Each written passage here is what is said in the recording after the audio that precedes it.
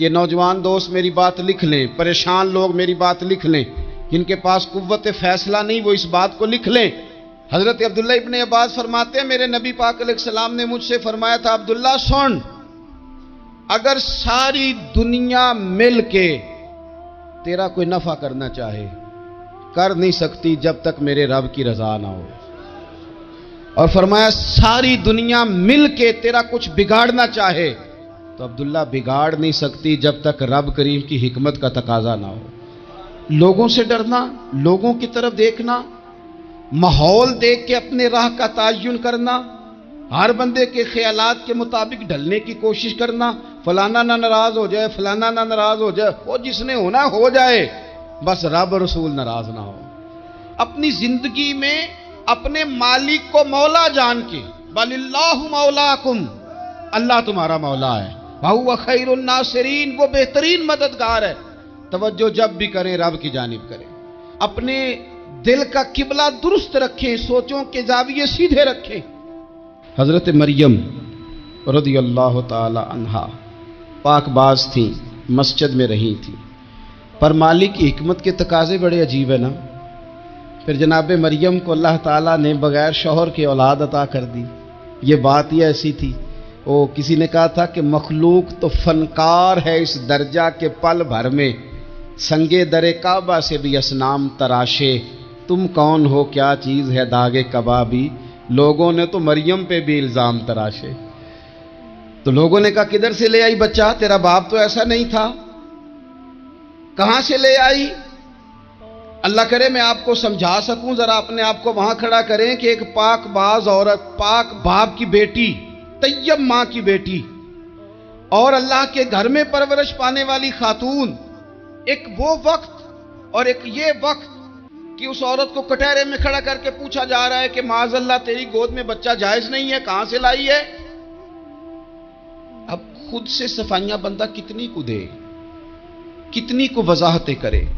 اور میں نے تو اپنی زندگی میں دیکھا ہے زیادہ وضاحت دینے والے کو بھی لوگ جھوٹا سمجھنے لگ جاتے ہیں، زیادہ وضاحت دینے پر بھی لوگ کمزوری کا اظہار سمجھتے ہیں کہ کمزور پڑ گیا۔ آپ صلح کی کوشش کرتے ہیں، سامنے والا بزدل سمجھ لیتا ہے، زیادہ وضاحتیں بھی کمزور کر دیتی ہیں۔ اب حضرت مریم کو کٹہرے میں کھڑا کر کے کہا بچہ کس کا ہے؟ تو پھر خدا بندوبست جب کرے، اللہ جب مددگار ہو، تو پھر حضرت مریم کی گواہی درختوں سے نہیں دلوائی، اس نے پتوں سے نہیں دلوائی، پھر فرشتے نہیں بھیجے۔ حضرت مریم کہنے لگی مجھ سے نہ پوچھو، وہ جو پنگوڑے میں ہے اسی سے پوچھ لو، ان سے پوچھو نا، وہ کون ہے پوچھ لو، ان سے کر لو سوال۔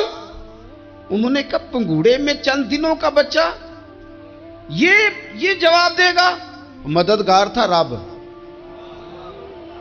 ان کی برات کا اعلان کرنا تھا مالک نے، اور جب مالک اعلان کر دے، جب مالک تیری صفائی دینا چاہے، جب مالک تجھے دنیا کے سامنے نکھارنا چاہے، تو پنگوڑے میں لیٹے حضرت عیسیٰ بول کے کہنے لگے انی عبداللہ آتانی الکتاب، فرمایا میں اللہ کا بندہ ہوں، رب نے مجھے کتاب عطا کر کے نبی بنا کے دنیا میں بھیجا ہے، میں اللہ کا بندہ ہوں، کتاب لے کے آیا ہوں، نبی بن کے آیا ہوں۔ پھر پنگوڑے سے اعلان ہو گیا، پھر بچہ بول پڑا۔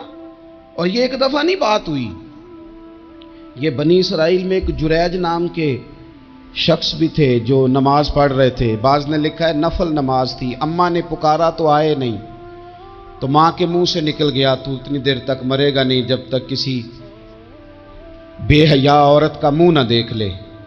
تو وہ عبادت گزار تھے، لیکن لوگوں نے ان کی عبادت، ریاضت، پرہیزگاری کو نہیں دیکھا، بس ایک عورت کو بھیج کے الزام لگوا دیا۔ وہ عورت آیا جایا کرتی تھی، اب آ جاتی ہیں عورتیں، مسئلہ پوچھنے کی نیت سے بھی آ جاتی ہیں۔ ماحول میں کچھ جگہ ایسی بھی ہیں جہاں عورتیں دم کرانے کے بہانے آ جاتی ہیں۔ وہ خاتون آتی جاتی تھی اس خانقاہ پہ، آستانے پہ، یہ بخاری میں موجود ہے، پر اس نے کہا میری گود میں جو بچہ ہے یہ انہی کا ہے۔ مجھے بتائیں کیسے بندہ وضاحت دے؟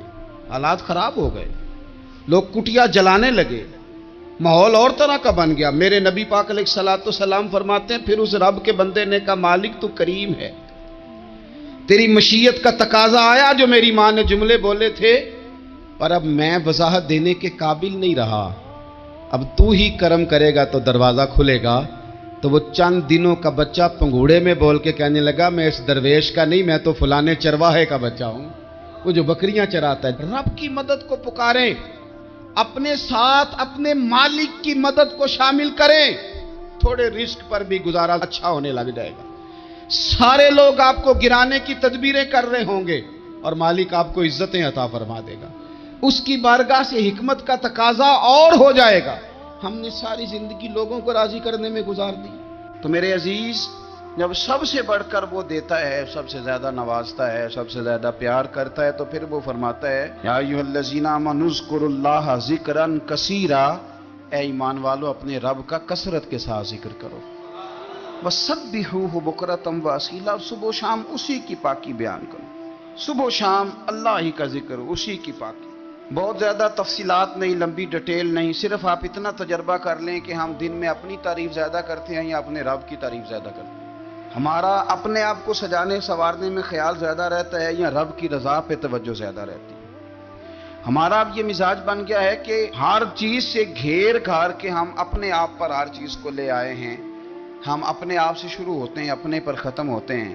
میرے رسول پاک صلی اللہ علیہ وسلم نے فرمایا جو اللہ کا ذکر کرے اور جو اللہ کا ذکر نہ کرے، مثل الحی والمیت، ان کی مثال اس طرح ہے جس طرح زندہ اور مردہ کی ہوتی ہے۔ گویا ذکر کرنے والا زندہ ہے، نہ کرنے والا مردہ ہے۔ کہ جس نے سارا دن رب کو یاد ہی نہیں کیا، اس کو سارا دن خیال ہی نہیں آیا۔ آپ کہیں سفر پہ نکلے ہوں، کہیں آپ دور گئے ہوں نا، تو آپ کو خیال آتا یار صبح کی میں نے گھر ہی بات نہیں کی، صبح سے میں نے آج گھر فون نہیں کیا، کوئی رابطہ نہیں کیا، کوئی معلومات نہیں کی۔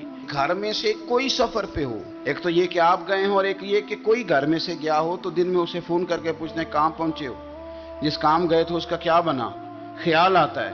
اور اگر آپ نے کسی کو بھیجا ہو اور پیچھے سے فون نہ کریں تو وہ بھی کہہ دیتا ہے یار تو نے سارا دن حال ہی نہیں پوچھا۔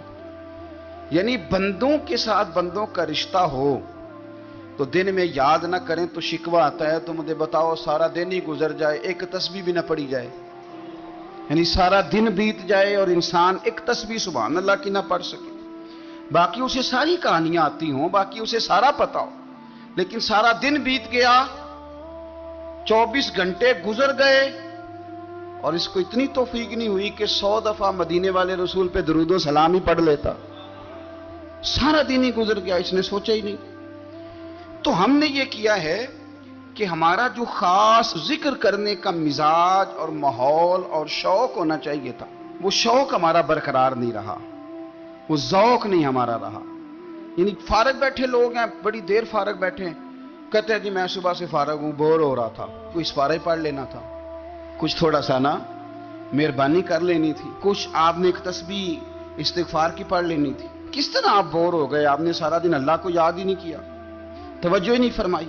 اور پھر اگر آپ اللہ کا ذکر کریں اور جس صفاتی نام کے ساتھ آپ اپنے رب کو یاد کر رہے ہیں اس کا معنی سمجھ کے کریں، یا رحمان یا اللہ، یا رحمان یا رحمان یا رحمان، جب آپ کہیں گے تو پھر عرش کا مالک بڑی رحمت نازل فرمائے گا۔ جب آپ کہیں گے یا کریم یا کریم یا کریم، تو پھر وہ کرم کے دروازے کھول دیتا ہے۔ آپ کا ایک خاص رنگ ہو۔ میرے نبی پاک صلی اللہ تعالی علیہ وسلم نے ارشاد فرمایا کہ تم نہ دنیا میں رہ کے مجھ پہ درود و سلام پڑھو، فرمایا قیامت میں جب تمہارا دشوار گزار گھاٹیوں سے گزر ہوگا نا، یہاں تم بیٹھو گے سوگ کے ساتھ درود پڑھو گے، لیکن فرمایا قیامت والے دن جب تمہیں دشوار گزار اور سخت راستوں سے گزرنا پڑے گا نا، تو دنیا میں سوگ کے ساتھ پڑا ہوا درود و سلام وہاں تمہارے لیے نور بن جائے گا اور تمہیں رستہ دکھائے گا، تمہارا درود و سلام تمہیں ذوق دلائے گا۔ اور میں نے ایسے لوگ بھی دیکھے دین کے لیے وقت گزارا، لیکن جب بڑھاپے میں دانت کام نہ کرتے تھے تو وقت کے مفتیوں کو بھی مسجدوں کی کمیٹیوں نے کہہ دیا اب آپ کی سمجھ نہیں آتی، ہم نے خطیب کو یور رکھنا ہے، نہ دیکھو دنیا کی طرف، دنیا رلا دیتی ہے، نہ راضی کرو بندوں کو، بندے تھکا دیتے ہیں، نہ پیچھے بھاگو ہر وقت دنیا داروں کے،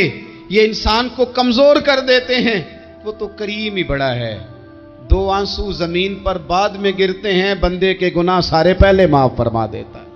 اللہ کی مدد کا حصول اپنے مالک کی مدد کی طرف بڑھنا. آپ کو بدر کی جنگ بھی یہی درس دے گی, آپ کو احد کا میدان بھی یہی سبق دے گا, فتح مکہ بھی یہی سبق دے گا. میرے دوستو, جب رب مدد فرمائے, جب اللہ مددگار بنے. دوستوں سے ایک بات اکثر کرتا ہوں, میں کہتا ہوں کہ جتنے درد سے آپ امیر کو اپنی کہانی سناتے ہیں نا, اور جس طرح آپ کے آنسو بات کرنے سے پہلے گر جاتے ہیں کہ غریب ہیں, بچیاں ہیں, کاروبار نہیں, او میرے سنگیو, اس سے آدھے آنسو اپنے رب کی بارگاہ میں بکھیرو, اس کے حضور عرض گزار ہو جاؤ, اس سے طلب کرو. ایک وقت انسان پر زندگی میں ایسا آتا ہے کہ اسے یوں محسوس ہوتا ہے کہ میرا سایہ بھی ذرا سا پیچھے ہٹ گیا ہے. اسے یوں لگتا ہے کہ میں کسی سہارے پہ ہاتھ ڈالتا ہوں تو وہ بھاگ جاتا ہے مجھ سے. لیکن مالک کی بارگاہ ایسی عظیم بارگاہ ہے, رب رسول کے آستانے اتنے بڑے ہیں کہ آپ جب وہاں کشکول طلب دراز کرتے ہیں تو جھولی پھیلانے میں دیر لگتی ہے, ان کو بھرنے میں تو کوئی دیر نہیں لگتی. ہم نے اپنا سوچ کا قبلہ ہی دنیا کو بنا لیا ہے. یہ جو اللہ والوں کی مدد ہے یہ تو ہے اللہ ہی کی مدد ہے, لیکن یہ جو سیٹھوں کی طرف توجہ کرنا, نوابوں کی طرف توجہ کرنا, دنیا داروں کی طرف توجہ کرنا, اور اپنا مزاج اس طرح کا بنا لینا, یارو گردن کو جھکا دیتا ہے خیرات کا پتھر, جہاں میں مانگنے والوں کے سر کبھی اونچے نہیں ہوتے. اور اقبال کہتے ہیں غیرت ہے بڑی چیز جہان تگ و دو میں, پہناتی ہے یہ فقر کو تاج سردارا. میں عرض کروں گا کہ اپنی آپ جب توجہ کا قبلہ اللہ رسول کو بنائیں گے تو رب فرماتے ہیں وَيَرْزُقْهُ مِنْ حَيْثُ لَا يَحْتَسِبُ, میں نہ تجھے وہاں سے رزق دوں گا جہاں سے کبھی تیرا گمان بھی نہیں گیا ہوگا کہ یہاں سے بھی مل سکتا ہے, تو نے سوچا بھی نہیں ہوگا. بخاری شریف میں حدیث ہے, حضرت جابر ابن عبداللہ فرماتے ہیں نبی پاک صلی اللہ علیہ وسلم نے 300 لوگوں کا ایک لشکر روانہ کیا کسی مہم کے لیے, کسی جہاد کے لیے. حضرت ابو عبیدہ بن جراح رضی اللہ تعالیٰ عنہ امیر لشکر تھے. فرماتے ہیں غربت اتنی زیادہ تھی, بھوک اتنی زیادہ تھی کہ ایک ایک کھجور دن میں ایک وقت کھانے کو ملتی تھی, اور کچھ دن ایسے آئے کہ اب کھجور بھی نہیں مل رہی. فرماتے ہیں اتنی زیادہ بھوک لگی مجاہدین کو 300 بندہ پتے کھا کے گزارا ہونے لگے. یہ بخاری میں موجود ہے. آپ فرماتے ہیں کہ دریا کے کنارے ہمارا پڑاؤ تھا, ٹھہراؤ تھا. جب بھوک سے نڈھال ہو گئے نا, وَيَرْزُقْهُ مِنْ حَيْثُ لَا يَحْتَسِبُ, اللہ وہاں سے روزی دیتا ہے, گمان بھی نہیں ہوتا. فرماتے ہیں ایک مچھلی اللہ تعالیٰ نے دریا کے کنارے بھیجی. فرماتے ہیں وہ تھی تو مچھلی پر پہاڑ جتنی تھی. بخاری میں لفظ ہیں, حضرت جابر ابن عبداللہ رضی اللہ تعالیٰ عنہ فرماتے ہیں 300 آدمی 18 دن تک اس مچھلی کو کھاتے رہے, مچھلی ختم ہی نہیں ہوئی. مچھلیاں نہیں, مچھلی. کہتے ہیں 18 دن 300 بندہ کھاتا رہا, مچھلی ختم ہی نہیں ہوئی. اور فرماتے ہیں کہ اس کی ہڈی نکال کے, کانٹا کہیں گے آپ اپنی زبان میں, کہتے ہیں وہ نکال کے نا تو اس کو کھڑا کیا نا جب, تو اونٹ کجاوے سمیت اس کے بیچ سے گزر جاتا تھا, 2 اس کے کانٹے جوڑے. فرماتے ہیں وہ اس کا گوشت ہم کھاتے تھے اور اس کی چربی بطور تیل کے ہم جسموں پہ ملتے تھے, بیماروں کو اس سے سکون آتا تھا, تندرستی شفا ہوتی تھی. فرماتے ہیں ہم کھایا بھی ہم نے, اور کچھ لے کے ہم مدینے بھی گئے, اور قربان جائیں نبی پاک نے بھی اس میں سے کھایا. ہم نے عرض کی حضور یہ معمہ کیا ہے, یہ ماجرا کیا ہے؟ تو محبوب نے فرمایا تمہارے پاس غذا نہیں تھی, رب نے تمہارے لیے بندوبست کیا ہے, اللہ نے تمہیں دیا ہے. مکان شروع کر لیا ایک صاحب نے, وہ مکان بنانے لگے. آپ وہ حساب لگا رہے ہیں, کہتے ہیں میرے پاس اتنے پیسے ہیں, اتنے میں نے فلانے دوست سے کہنا ہے اس نے دے دینے, اتنے فلانے رشتہ دار سے کہنا ہے اس نے دے دینے, اتنے فلانے سے کہنا ہے اس نے دے دینے. یہ ساری کاپی بنا کے مکان شروع کر لیا. جو روز کہتا تھا نا کوئی حکم ہو جاتے 10 سب سے پہلے اس کو کہا میاں پیسے چاہیے دین. وہ کہندا ہو کل ہی منڈا ٹوریا ہے, کدے تو پرسوں 10 داتے لب جانے سن.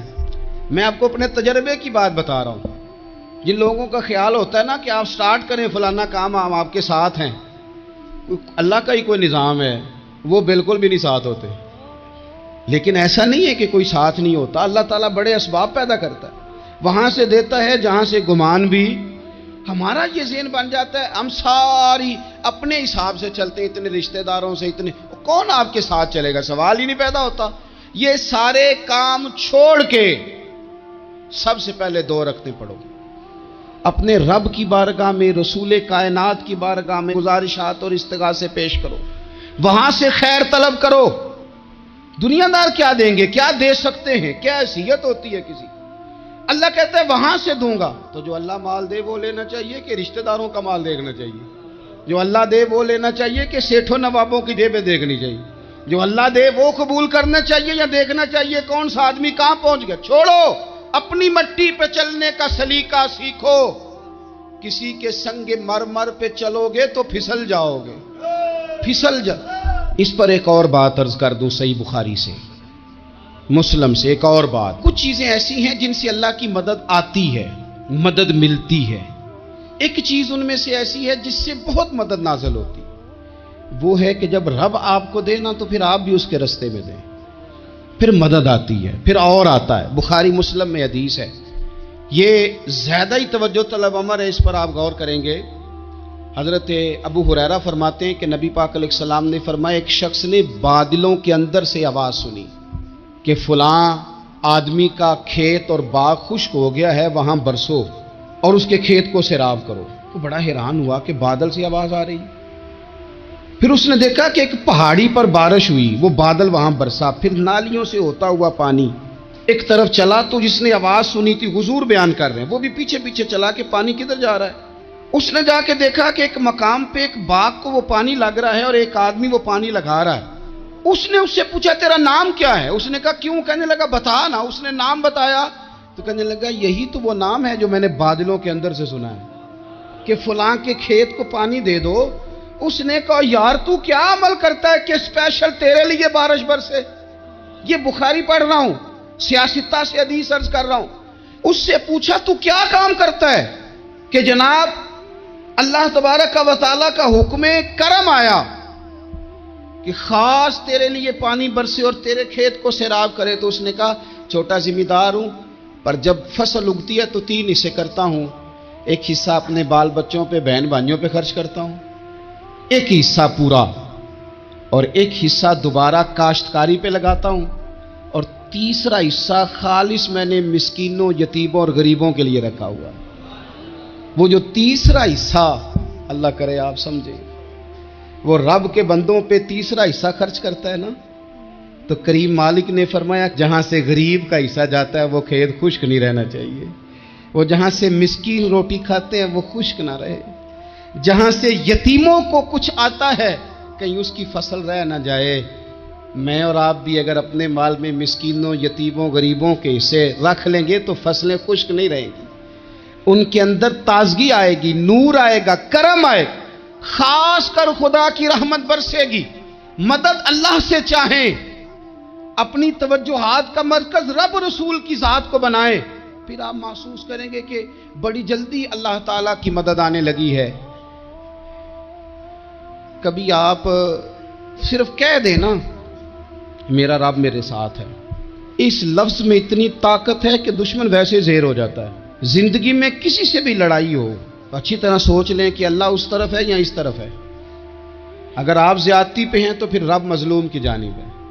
اگر اللہ کی مدد آپ کے ساتھ ہے تو دنیا کی کوئی طاقت آپ کو گرا نہیں سکتی، اور اگر آپ مظلوم کے مقابلے میں ظالم بن کے آپ کھڑے ہو گئے ہیں اور آپ نے رویہ وہ اختیار کیا ہے کہ جس میں مدد نہیں آئے گی، تو پھر یاد رکھ لیں کہ آپ کوئی بھی ہیں، کہاں بھی ہیں، آپ کمزور ہیں۔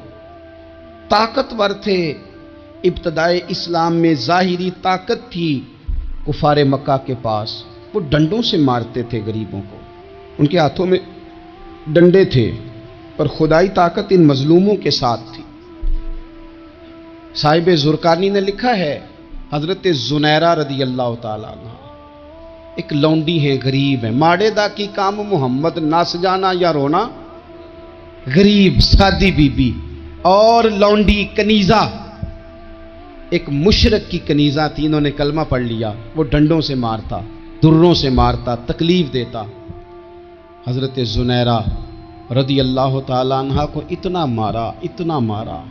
اب آپ ایک اور پہلو پر بھی غور کریں، مار بھی پڑ رہی ہے پر خدا ادھر ہی ہے، اللہ کی مدد ادھر ہی ہے۔ رب کہتا ہے کہ پہلے تو صبر کرنا، ان اللہ مع الصابرین، تو صبر کرے گا تو پھر رب کی معیت ملے گی، ذرا ٹھہرنا، تو تھوڑا ڈٹنا۔ ان الذین قالوا ربنا اللہ ثم استقاموا تتنزل علیہم الملائکہ، تو کہے اللہ میرا رب ہے، پھر تو پہلے ڈٹ، پہلے تو نے ڈٹنا ہے۔ ثم استقاموا، جو ڈٹ گیا، تتنزل علیہم الملائکہ، ڈٹنے والے کے لیے مدد آتی، پہلے تھوڑا ٹھہرنا پڑتا ہے، پہلے تھوڑا صبر کرنا پڑتا ہے، حوصلہ کرنا پڑتا، اس کے بعد مدد آتی۔ مار پڑ رہی ہے، مارا جا رہا ہے، حضرت زنیرہ کو ان کا مالک جو ہے ظاہری آقا وہ مار رہا ہے، یہ کنیزہ ہے، اتنا مارا ان کی بینائی چلی گئی، نظر آنا بند ہو گیا۔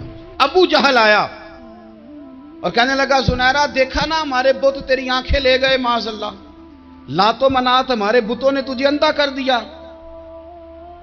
اب ایسا نہیں ہے کہ بی بی روتی جا رہی ہے، مایوسی معاذ اللہ، پریشانی، غریبی بڑی ہے، پوچھنے والا کوئی نہیں، یہ باتیں نہیں۔ کیا جملے ہیں خاتون کے، کیا لفظ ہیں۔ ابو جہل نے تنزیہ کہا معاذ اللہ، کہنے لگا دیکھا نا ہمارے بتوں نے تجھے اندھا کر دیا۔ تو جناب زنیرہ آنکھوں کی بینائی گئی ہے، رات کو گئی ہے، دکھ ابھی تازہ ہے، لیکن اللہ پہ جو توکل ہے، اپنے مالک سے جو رشتہ ہے وہ اتنا مضبوط ہے، اتنا طاقتور ہے، اس میں اتنی گہرائی ہے کہ حضرت زنیرہ بول کے نا اتنی قوت سے بولی، اتنی طاقت سے بولی کہ پورے کفر پر لرزہ طاری ہو گیا۔ فرمانے لگی تمہارے بتوں کی کیا اوقات ہے کہ وہ میری بینائی لے جائیں، یہ میری رب کی حکمت کا تقاضا ہے۔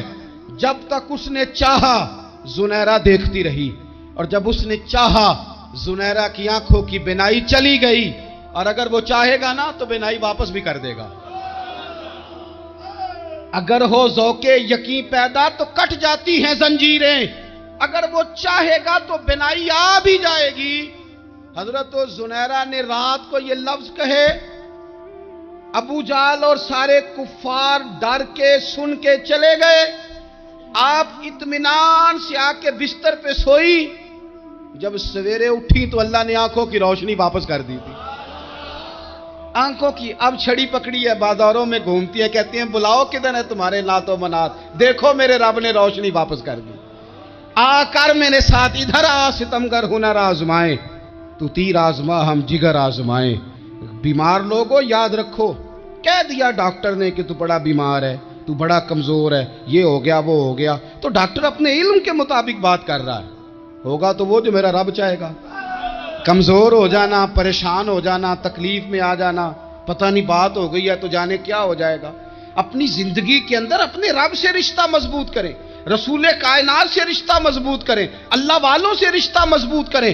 حضرت زنیرہ نے پیغام دیا کہ زندگی میں جو جینا چاہتے ہیں تو وہ رب کا نام لے کے جی سکتے ہیں، جو اپنی زندگی میں خوشیاں دیکھنا چاہتے ہیں تو رسول اللہ کے نام پر خوشیاں دیکھی جا سکتی ہیں۔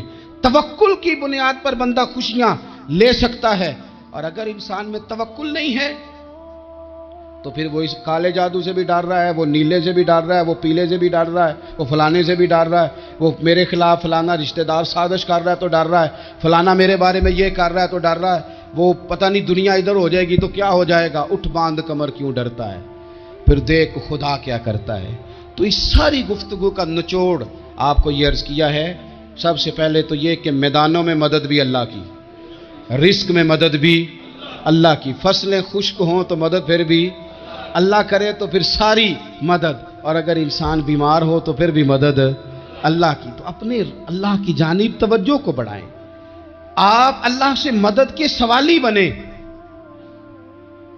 ترمذی کی ایک حدیث ہے، میں آپ کو زندگی کا تجربہ بتاتا ہوں کہ جب میں بڑا پریشان ہوتا ہوں تو یہ والی روایت کھول لیتا ہوں، مزہ دیتی ہے۔ میرے نبی پاک علیہ السلام نے فرمایا اپنے دکھ سیٹھوں نوابوں کو نہ کہنا، مالداروں کا نہ کہنا، ورنہ اللہ تمہیں کبھی غنی نہیں کرے گا۔